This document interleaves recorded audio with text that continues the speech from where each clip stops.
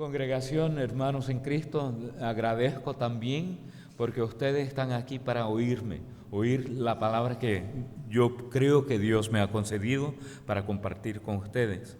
Pero antes que yo haga eso, quiero hablar, como Álvaro dijo, apenas unos minutos de mi señora y yo. Yo soy puertorriqueño, no de aquí de Misiones, de Argentina, pero de una isla cerca de Venezuela, parte de los Estados Unidos. Mis padres nacieron y fueron criados allá. Yo nací y dicen que fui mal criado allá. Pero también, como mi papá fue militar, yo fui criado no solamente en Puerto Rico, pero también en Alemania y en varios estados de los Estados Unidos. Pero he sido cristiano, me entregué a Jesús a los 16 años de edad y empecé el ministerio al cual Él me llamó de temprana edad. La verdad es que si contamos desde la primera vez que yo hablé de Jesús en la calle, yo tenía menos de una hora de recién nacido en Cristo. Pero ministerio atrás del púlpito, pues hacen 50 años, o casi 50 años, 47 años que estoy en esto, que Dios me ha permitido. He tenido el placer, el gusto de trabajar aquí en el Paraguay durante 16 años, pero ahora mi señora y yo estamos en Brasil. Mi esposa es brasileña, pero también tiene un amor, un cariño muy especial aquí en el Paraguay. Como dije, estuvimos ministrando en el Paraguay durante 16 años. Los primeros 3 años fue en el Bajo Chaco, en Benjamín Acebal, trabajando en 2 iglesias. Yo pastoreaba una iglesia de paraguayos y otro de Tobacón. Fui el primer pastor de tiempo integral entre ellos. Y pues más o menos eso, ¿no? ¿Verdad, Jenny? Entonces, si yo digo alguna palabra que es un poco diferente a lo que ustedes están acostumbrados, por favor me la perdonen. Pero es que hablo el español, trabajé en México, entonces hay algunas cosas de México que tienen un pedacito de mi corazón. Soy boricua, hablo como el español puertorriqueño, pero hace muchos años que eu moro no Brasil e falo português. Então, niks sprechen ze Ucranian nem Deutsch. Abren sus Biblias al libro de Lucas, capítulo 10. Y leeremos del versículo 1 aproximadamente hasta el 10. No, hasta el 9. El libro de Lucas, capítulo 10, versículo 1.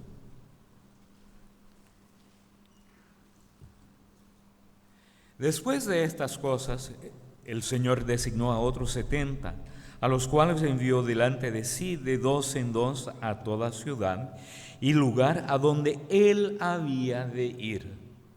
Y les decía, a la verdad, la mies es mucha, pero los obreros son pocos. Rueguen pues al Señor de la mies que envíe obreros a su mies. Vayan, he aquí yo los envío como corderos en medio de lobos. No lleven bolsa, ni alforjas, ni calzado, ni saluden a nadie por el camino. En cualquier casa donde entren, primeramente digan, paz sea esta casa. Si hay allí un hijo de paz, la paz de ustedes reposará sobre él. Pero si no, volverá a ustedes. Posen en aquella misma casa, comiendo y bebiendo lo que les den, porque el obrero es digno de su salario. No anden de casa en casa. En cualquier ciudad donde entren y los reciban, coman lo que les pongan delante. Sanen a los enfermos que hayan allí y díganles, el reino de Dios se ha acercado a ustedes. Esta es la palabra de Dios para el pueblo de Dios. Oremos. Señor, te agradecemos porque tú este día nos has concedido para estar reunidos en tu nombre. Y dice tu palabra, tú mismo dijiste, donde 2 o 3 están reunidos, y hay mucho más que 2 o 3, ahí tú estarás en nuestro medio. Dios, no solamente bendice y unge mis palabras, porque creo que son las tuyas, pero bendice a cada uno de nuestros oídos, para que cada uno que está en este edificio pueda oír lo que tú tienes para nosotros. Y que nosotros no seamos apenas buenos oyedores, pero también seamos buenos al hacerlo. Porque ahí está la sabiduría. En el nombre de Jesús, Padre amado. Amén. Bueno, voy a hacer comentarios sobre estos versículos y normalmente hace mucho tiempo que no predico. Yo me dedico en los últimos años, aunque he predicado en varios países, me he dedicado más a los estudios. Entonces, si el estilo es un poco diferente, tengan paciencia conmigo, ¿no? ¿Está bien? Pero el primer versículo, y el pastor no es el único que tiene la libertad de decir amén. Amén. y yo tengo un refrán que un poco en una charla pueden decir amén sí o amén no. Sean buenos berianos.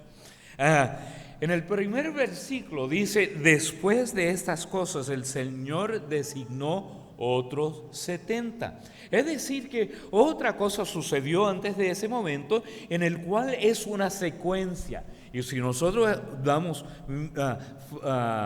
foliamos, pasamos a la página de la Biblia y miramos al capítulo 9, nosotros vemos ahí en el capítulo 9, versículo 1, que Él envía los 12 discípulos y le dice casi idénticamente las palabras que Él dice a estos 70.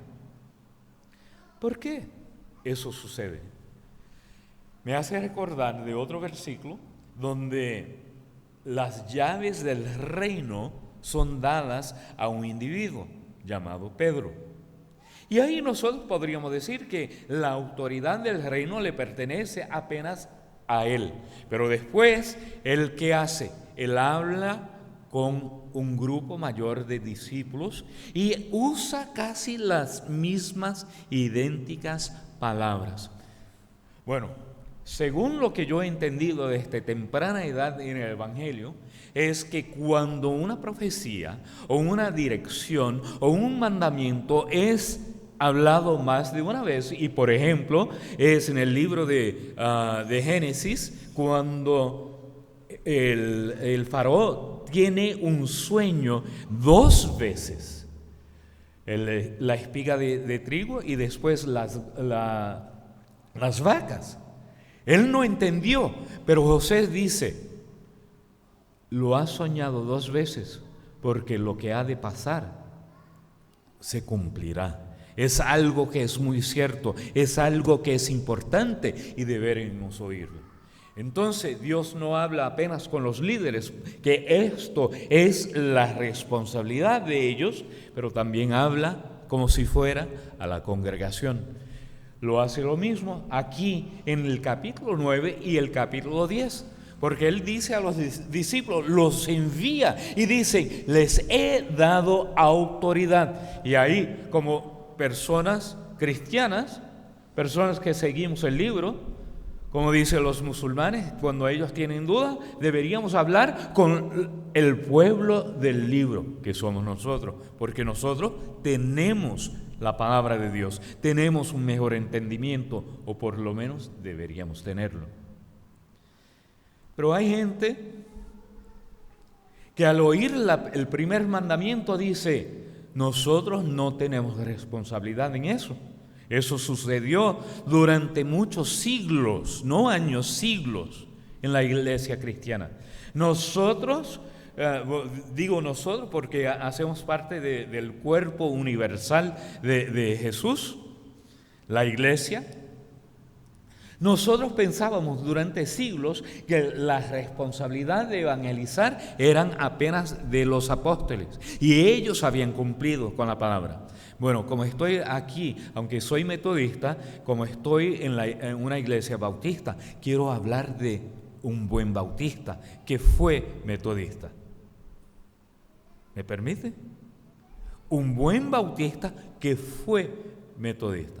William Carey, 1789, escribe un libro, un folleto, y dice que nosotros deberíamos usar todos los medios para alcanzar los perdidos. ¿Por qué él salió de la iglesia metodista para la iglesia bautista? Porque los metodistas estaban haciendo evangelización dentro de Inglaterra, dentro de Irlanda y otros países cercanos, pero no estaban muy interesados en alcanzar los que todavía no habían oído el evangelio. Hoy día existen 2.000 millones de personas que todavía no han oído la palabra de Dios. 2.000 millones. Bueno, cuando uno usa números de ese tamaño, ¿cómo es que uno puede entenderlo? Bueno, 2.000 millones de personas es muy sencillo. Agarra toda la población de Brasil, del Paraguay, Argentina, Chile, Uruguay, Perú, toda la América del Sur. Agarra toda la población del Caribe, Puerto Rico, Haití, Santo Domingo, Jamaica, las vírgenes estadounidenses y británicas, Bahamas, Bermuda. Agarra todos los países de la América Central. Agarra todos los países de la América del Norte, México, los Estados Unidos, Canadá, Groenlandia.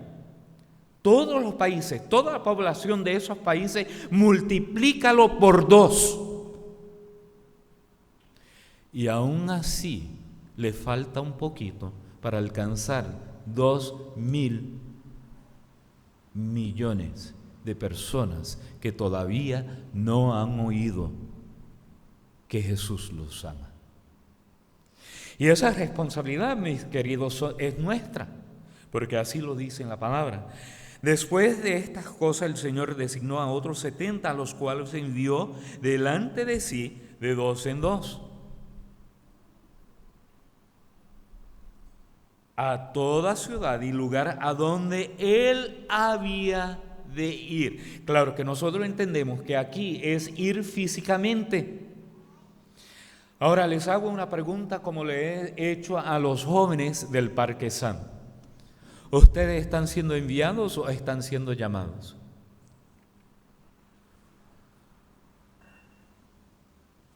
Y no es una palabra de trampa, pero para mí es una pregunta que me hace saber un poco de su teología y de su forma de pensar. Porque si somos enviados, entonces eso indica que nuestro pensamiento es que Dios no está allá. Y nosotros estamos llevando la luz, estamos llevando la palabra, estamos llevando la unción del Espíritu Santo y todo lo que eso indica. Bueno, hay verdad en eso. Pero no es el total de las cosas. Porque recuérdense, nosotros los occidentales, tenemos un pequeño problema. Porque nosotros pensamos que el cristianismo es una religión occidental. Y el occidental, pues normalmente él piensa de una forma muy diferente al oriental. El occidental, cuando él ve las cosas, su tendencia es de ver la verdad y el error, la culpa, la inocencia, lo blanco y lo negro. Todo es muy dividido.